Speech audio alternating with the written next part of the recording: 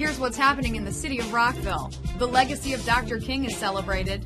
The Charter Review Commission makes its recommendations to the mayor and council, and the Rockville City Police plunge again. This is all the latest news in the city. This is Rock 11 Now. Welcome to Rock 11 Now, the monthly show that recaps the most recent stories in the city of Rockville. I'm your host, Bridget Breuer. Here's what you need to know about what's happening in the city. We start the show off with a recap of the annual MLK Day event. It was the 41st time Rockville celebrated Dr. King's birthday. This year, it was hosted at Richard Montgomery High School, and our Jennifer Ligsay has the full story. Rockville is fulfilling the dream at the 41st annual Dr. Martin Luther King Jr. birthday celebration here at Richard Montgomery High School. We honor those who carry on his legacy as we recognize Dr. King's impact on our community today. The city came together to celebrate the diversity that exists in Rockville with cultural dances, musical performances, and a keynote address from Montgomery College President Dr. Dereon Pollard. Oh, it's absolutely gorgeous. I mean, and what I loved about it reflected the diversity of the county. So we had dancers, we had singers, we had every hue and color on the stage. So it was absolutely a beautiful program. Rockville's mayor and council joined in on the celebration. Rockville is incredibly diverse, and it just enriches us. My daughters went through the school system here in Rockville, and I think they always benefited from that diversity. And you know, it's just so nice to come together, and it just is a lot of fun to have all these different peoples here. While the celebration honored Dr. King's legacy, it also highlighted individual and community milestones, which was the theme of this year's MLK Day event. We thought that it would be appropriate this year to look at milestones, personal, professional, national milestones, ways that we mark accomplishments, and often many of these accomplishments are ways in which we're contributing to the public good within the spirit of what Martin Luther King stood for. And this year's MLK Youth Award winner, Kiana Waters, reflected on Dr. King's work and her milestone of serving different communities. I really enjoy Dr. King's commitment to service in his community and for those around him. So that's what inspired me to go out. I traveled to Ecuador and also the Dominican Republic, and even more so just serving the people around me. You don't have to do anything huge, but I think the important part is just giving back in some way that you can. This year's event culminated with the viewing of the presidential inauguration, a moment that captured the spirit of the day, according to Mayor Phyllis Marcuccio. Martin Luther King, in a sense, touched us all in our personal lives. It's a very special day. To see the production of this year's MLK Day event, visit the city's YouTube channel at youtube.com/City of Rockville. For Rock 11 Now, I'm Jennifer Ligsay. Meet Kiana Waters. You might recognize her from the MLK Day celebration, where she accepted the MLK Youth Award. We learn more about Kiana from our Rocio Snody in this month's edition of Meet Your Neighbor. This is Rocio Snody with the very special Meet Your Neighbor segment. Today we meet with Miss Kiana Waters, winner of the Dr. Martin Luther King Jr. Youth Award. Through her actions, Miss Waters shows us how she's been able to keep Dr. King's dream alive through all these years. My mother came home and she told me she had a surprise for me. She told me the city of Rockville called her at her job that day, and she started freaking out, like, is my baby okay? I was like, okay, Mom, get on with it. And she said, well, you won the MLK Youth Award. And I was like, me? It really came as a surprise, but I was really excited about it, and I was eager to find out more. Kiana was selected for the award after she went on a community service trip through her International Baccalaureate program as part of the InterCast conference. Here, she joined 200 kids representing 11 countries from North and South America. I really wanted to get to speak to other Spanish speakers and be in an environment where I'm forced to speak Spanish and where I can absorb some of the culture there. I really like to travel, but I don't like to travel as a tourist. I like to travel as someone who's actually part of that place. While her love of the Spanish language gave her the motivation to apply for the program, it was through her community service experience in Guayaquil, Ecuador, that provided her with more of an in-depth perspective on giving back. It's called La Isla Santay. It's right in the center of Guayaquil, and what's interesting about it is even though it's so close to the city, it's very isolated. There weren't many people that lived there. But the problem was that there was a lot of pollution, I guess, from the city that had washed up on the shore, like plastic bottles. So what I did in my group there was we were taking bags and we went to the shore, just one spot, and we were separating things that had floated up on the shore into different bags. There were a lot of bags to fill, but we would just separate them into glass or plastic or any like miscellaneous items. The next day, the group went hiking the 14 kilometers around the village, creating nature trails by making signs and labels for trees and plants that provided medicinal benefits or were unique. Following the hike, Kiana helped developing census for the tiny village of Dos Mangas and create crafts to help the village economy. It was interesting to see a place where their village economy basically was about the crafts, and where the students that were there didn't have a school set up like the school that we have here. So I really enjoyed the part where we could help support them by making crafts with them. They taught us how to make crafts. I got to make a really interesting necklace where we were carving like our names and stuff like that into like, I think there were seeds from there that had been painted and made really nice. So we could take those home with us and remember where we went and what we contributed to the place. And also we were painting the school to make it look nice and new. I think we painted it blue and painted our intercast emblem on it. And I thought it was a really good representation because on the intercast emblem it says, Somos uno, lo ves? We are one, can you see it? And it has a bunch of different people holding hands. And that's what I really felt when I went down there. Especially when we were together painting, because it was, I think for part of the time it was actually raining outside. And so we were out there getting messy and painting the walls and doing whatever they asked us to do. But it was a really nice team effort that I wish I could experience more. Kiana's journey has increased her awareness of the environment she lives in a lot more. Her trip experience has strengthened her commitment to helping and encourages her friends to become more involved in one form or another. There's plenty to do.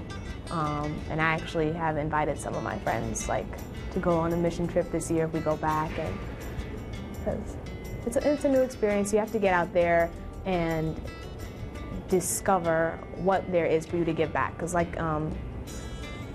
theme with Martin Luther King Jr. And the day that we celebrate him is that, as my mother tells me, it's always a day on, not a day off. You have to give back to the community. After months of work, the Charter Review Commission presented their recommendations to the Mayor and Council regarding changes to the city's charter. We spoke with former Mayor and Chair of the Commission, Steve Van Grack, to learn more about what this means for Rockville. Our intention is to truly get more people involved in the city government. Increasing civic engagement was the primary goal of the Charter Review Commission, and now Rockville's Mayor and Council is considering significant changes to the city's charter.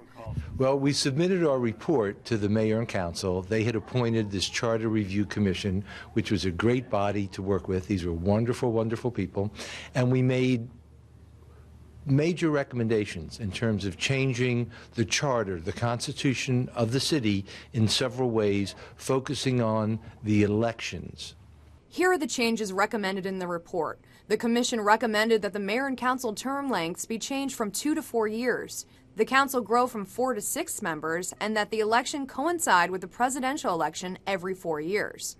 Van Grack wanted to make clear that these are only recommendations, and he encourages citizens to become more familiar with the report so that they can make the final decision. Well, I hope that they'll look at the issues here. I hope they'll read the report. We're going to try to distribute this report. It succinctly lays out the arguments on why these changes should be made. They can contact City Hall. They can contact me. They can contact the mayor and council. This is going to be something that will change, has the potential to change the city very much for the better. And we've always said it's a truly great city. We just want to make it a little greater. For more information on the Charter Review Commission and to read the report, go online to rockvillemd.gov and search Charter. Now for an update on the Rockville Pike Plan. A revised draft is expected to be considered by the Planning Commission this month, and our Jennifer Ligsay has more. Rockville Pike is known as a major thoroughfare that moves motors through the city, but has shortcomings when it comes to being pedestrian friendly. This will soon change thanks to the revised Rockville Pike Plan. Planner Cindy Keba is ready for Rockville residents to weigh in on the newly revised Rockville Pike Plan. It's been a project that has been in the works for years, and now, after work sessions and public hearings, the draft is ready to take action.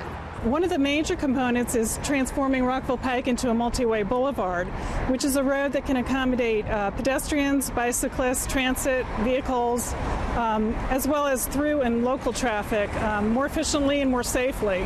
The plan also calls for adding more streets, giving people more choices for movement and access in an effort to relieve congestion. In addition, buildings will be brought forward to the edge of the sidewalks rather than being set behind a sea of parking lot like we see now, which makes it just a more pleasant place to be and a more pleasant place to walk.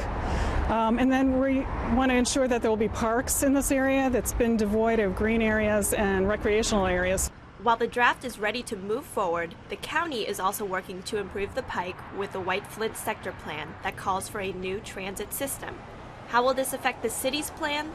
The current plan that we're working on for Rockville Pike does take that into consideration, so our plan can be integrated, our cross-section for Rockville Pike can be integrated well with the White Flint plan. Taking the county's course of action into account, the revised Rockville Pike plan also provides strategies to tackle other outside potential roadblocks. So even if Rockville doesn't receive any more development, we're going to be impacted, our roads will be impacted by external forces, so a master plan is a good tool for managing that kind of growth. So what are the next steps for the plan? We'll be going back to the Planning Commission in February. They'll review it and release it for public comment and set the public hearing date. Residents will continue to be able to weigh in on the process. If you have any questions on the project, you can contact Cindy Keba directly at 240-314-8233 or ckeba@rockvillemd.gov. To learn more about the Pike project, go to rockvillemd.gov/rockvillespike. For Rock 11 Now, I'm Jennifer Ligsay. Staying proactive when it comes to pedestrian safety is paying off. That's according to Bike and Pedestrian Safety Coordinator Matt Folden. And our Chris Pfeiffer has more. Whether commuting or just for leisure, popularity of biking in Rockville is on the rise. And when it comes to keeping its riders safe, Rockville is kicking it up a gear. Pedestrian and Bicycle Coordinator Matt Folden is pleased to announce positive results when it comes to pedestrian safety in the city. Over the past 3 years, the city has seen a decrease in the overall number of pedestrian and bicycle-related crashes. And while we've seen a decrease in the overall number, we've also seen a decrease in the severity. We're seeing a lot fewer reports of serious injuries. And in 2012, we actually had no reported fatalities on city roadways. Taking a proactive approach to lessen pedestrian accidents in Rockville, the city organized an interdepartmental task force to focus on the 3 E's. We always rely on the 3 E's of pedestrian and bicycle safety, and that's education, enforcement, and engineering. And starting with the engineering aspect, that's public works, and that's making sure that we have a safe roadway, crosswalks are located in the correct position, there's appropriate warning signs for pedestrian crossings and speed limits, that type of thing. When we have a safe roadway environment, it really falls on then the police to enforce the roadway laws. And the last element is education, and that's making sure that people know how to follow the law, what laws are applicable in what areas. And when you have a safely maintained roadway with proper enforcement and everyone understands their role within the greater roadway, that's really when you have all these elements from the different departments pulled together in a collaborative effort. When it comes to pedestrian and bicycling safety in the city, Rockville is ready to share in new technologies and ideas, such as partnering with the county on the National Capital Bike Share program. The city's working with Montgomery County on a Federal Transit Administration grant to add 20 bike share stations and 200 bikes in the Rockville and Shady Grove Metro Rail areas. They'll primarily be located around Town Center, Falls Grove, King Farm, and in the Shady Grove Life Sciences Center. And at this point, we're working with the county to select final locations and prepare for an anticipated rollout in spring 2013. While Rockville is doing its part to keep the roadways safe, Folden says roadway safety ultimately relies on the users. Roadway safety is really attributed to the people who are using the roadway, the pedestrian, the bicyclist, the motorist. It's important that everyone stay vigilant, obey the traffic laws, and really look out for one another and act in a predictable manner. For more information, go online to rockvillemd.gov and search bicycling. For Rock 11 Now, I'm Chris Pfeiffer. YouTube, Twitter, Facebook, these are just a few ways residents can stay connected to their city government. And seniors in the city are getting more involved, according to our Ali Keba. Here at the Rockville Senior Center, more residents are posting, following, and tweeting their way to more involvement with the city government. We talked to Noreen Stovall, member of the Senior Citizens Commission, about her experience with social media. Well, I am an administrator for the Rockville Senior Center Facebook page, which includes information about activities going on at the center, going on in the city, going on in the county. Public Information Specialist Shannon Loomis tries to make social media more accessible to seniors. It's important for us as a city to get as many people able to get as much information from us as possible. You know, we really think of communication as a two-way street, and it's as helpful and as important for us to hear from our citizens as it is for them to hear from us. So our social networks are a really great way to engage in both types of that kind of communication. It can be challenging to learn the ins and outs of social media sites, but Stovall encourages anyone who's interested to give it a try. I always laugh and say these fingers learned how to type in 1960. So learning technology at all is a challenge. But once that hurdle is passed, once you've decided, yes, I want to do this, I want to learn, then the connectedness of finding other people is just so worthwhile. When it comes to social media, newcomers sometimes have concerns about their privacy. And it's a valid concern, so we talk through a lot of that in our classes. We talk about ways that you can keep your information secure. We field questions. We go through step by step how to set your privacy settings to keep as much of that information private that you would like to do. Rockville offers many different courses to residents who want to learn about websites like Facebook, Twitter, LinkedIn, Instagram, and more. I just really encourage people to get involved, to kind of overcome that fear that maybe you shouldn't be exposing yourself, because you're really not. You're controlling it. You decide what you want to say and who wants to see it, and you just learn a great deal and stay in touch with friends and family. For more information on social media courses, check out the latest issue of Rockville Reports or the city's recreation guide. To stay connected to your city, you can follow us on Twitter, Facebook, YouTube, and more. Just go to rockvillemd.gov/connections.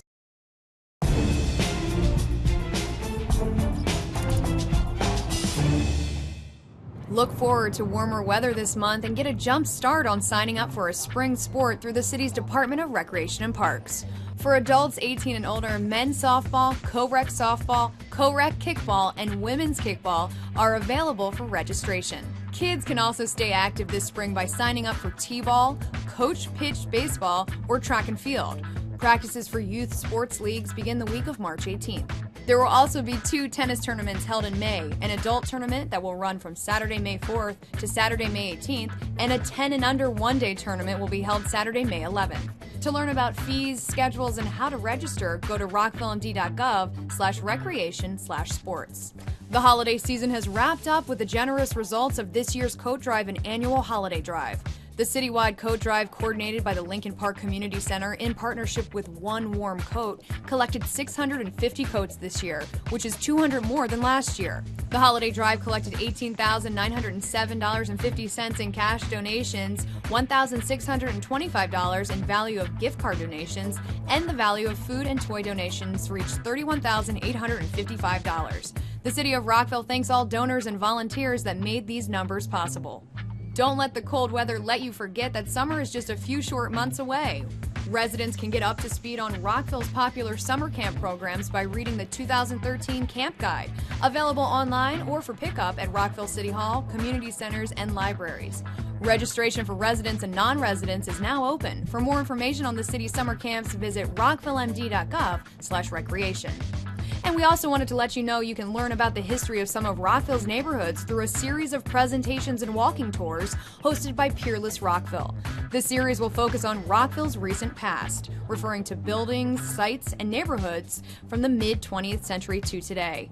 The Recent Past series will consist of a 5-part neighborhood profile series culminating in an evening lecture and panel discussion at Rockville City Hall in early May. Neighborhoods featured in the series include Twinbrook, Woodley Gardens, Newmark Commons, Americana Center, and King Farm. To learn more, go to peerlessrockville.org.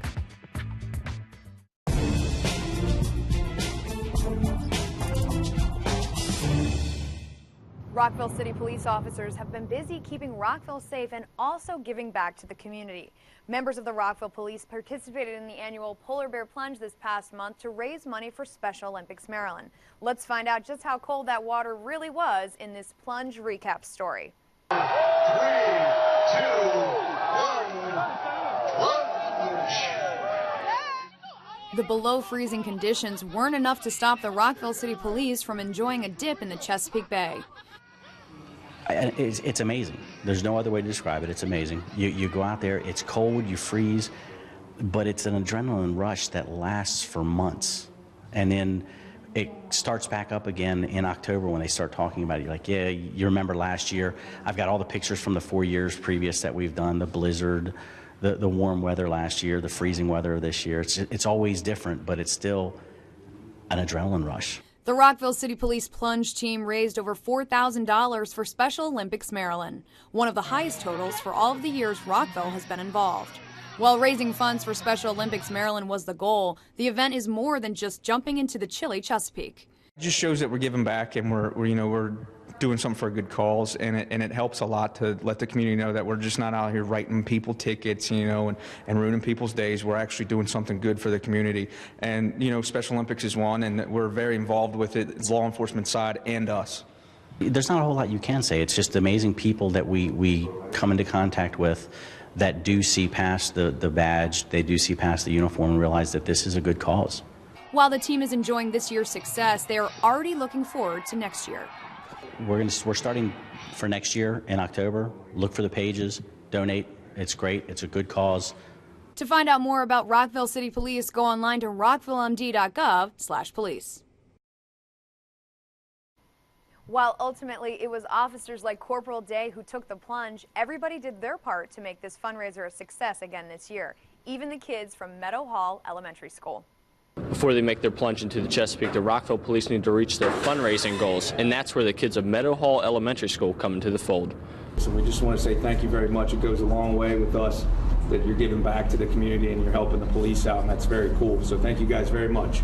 Corporal Chris Day is ready to take the plunge again with the Rockville City Police, and with the help of 5th graders from Meadowhall Elementary, the event is going to be that much cooler. This is High Five Help the Community Thrive.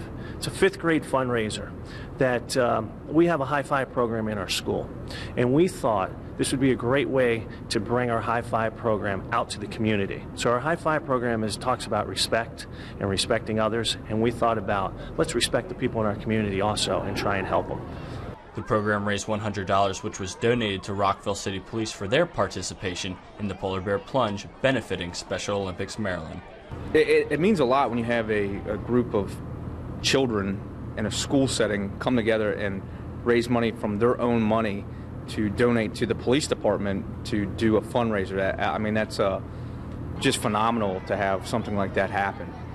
We teach the kids so much academically, and I think a lot of times we lose track of it's important to also help other people and help the community. So it's a good lesson for the kids to learn that school's not only about academics, it's about being together, being a good citizen, and helping the people in the community. I just love giving, and that it's really fun to know that you're taking care of someone else while helping people when you're helping yourself too.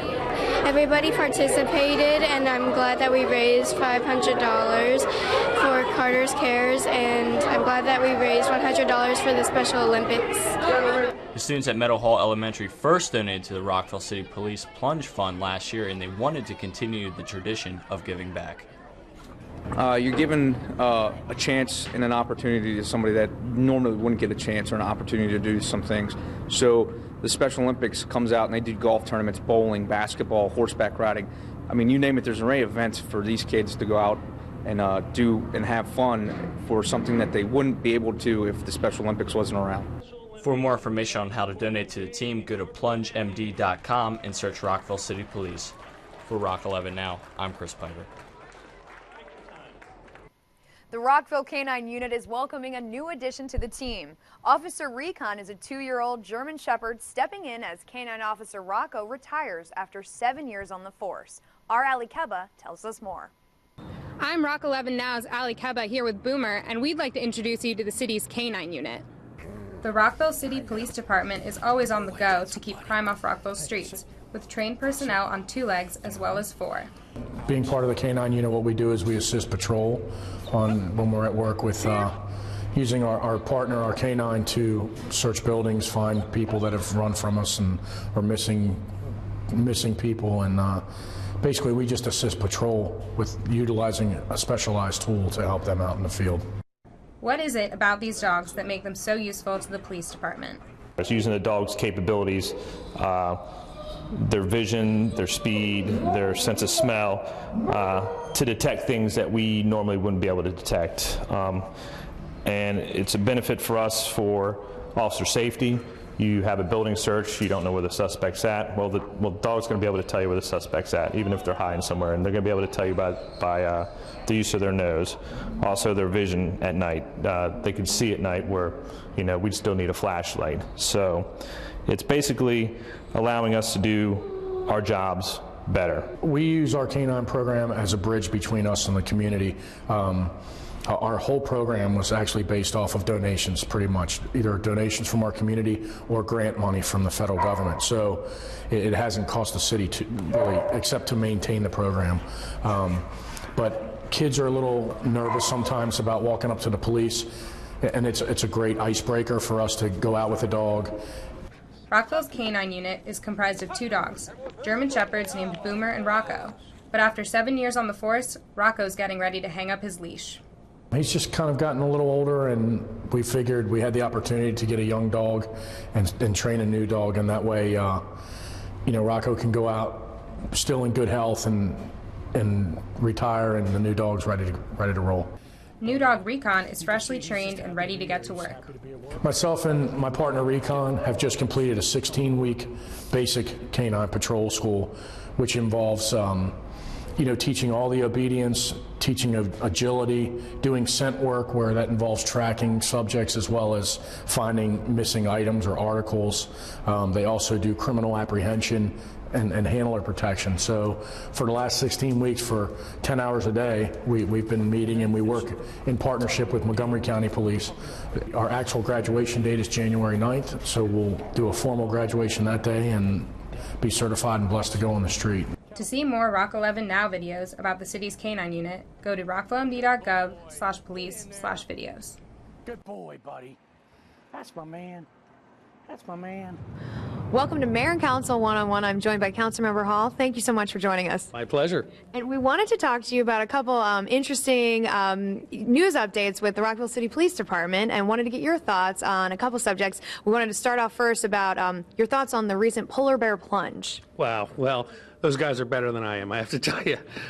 They've got some tremendous stamina and some tremendous courage. As I understand, it was well below freezing out there on the day that they did, just about a week ago. And we had twice as many folks actually go out there, over 20, as we had pledged to show up, as well as our new dog, as well as one of our canine officers. The really wonderful thing about this, of course, they raised over $2 million, almost $2 million for the whole Special Olympics. But for Rockville's contribution, we raised almost 200% of our $2,000 goal, and that was just tremendous and wonderful participation from everybody. So I'm really proud of those guys. I envy them. I don't want to be one of them. Why is it important that Rockville City Police participates in events such as this? It is important because it's outreach in an important way. And that's also true with the K9 units as well, and we'll talk about that in a minute.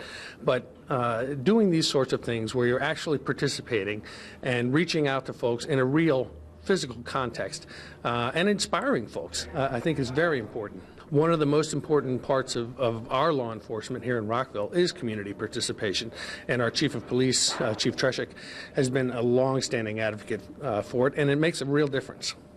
You mentioned the K9 unit, Councilmember Hall. What are your thoughts there? Our new police officer on 4 legs is Officer Recon, and we of course have Officer Boomer, whom I mentioned regarding the polar bear plunge.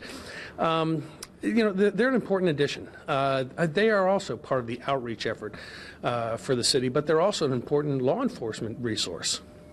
Our Rockville City Police recently went into their new home, the headquarters right in downtown Rockville. They've had a couple months there. What sort of image do you think that sends back to the residents of Rockville? I love it because it's right smack in the heart of our city.